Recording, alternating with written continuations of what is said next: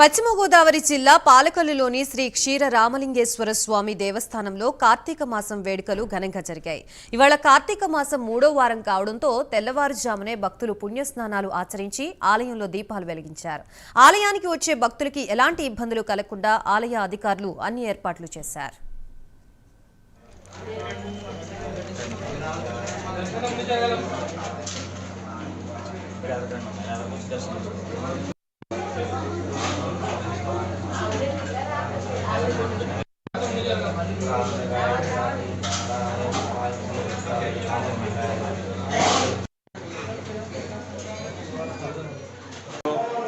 స్వామివారికి కార్తీక మాసం అత్యంత వైభవపేతంగా ప్రారంభించబడి ఇవాళ 3వ వారం జరుగుతోంది.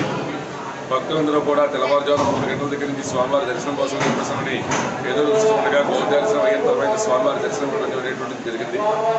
ఈ స్వామివారిని 3వ సోమవారం స్వామివారికి ఎంతో ఇష్టమైనటువంటి అభిషేకాది కార్యక్రమాన్ని కూడా భక్తి శ్రద్ధతో భక్తులందరూ కూడా నిర్వర్తించుకుంటూ ఉన్నారు.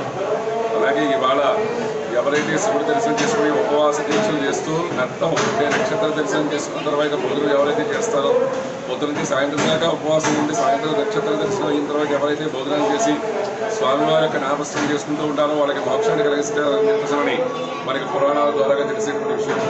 అలాగే ఇవాళ కార్తీక దామోదరికి ప్రీతికరమైనటువంటి సాగ్రామదానాలు దీపదానాలు స్వయందానాలన్నీ కూడా నిర్వర్తించుకుంటూ ఉంటారు.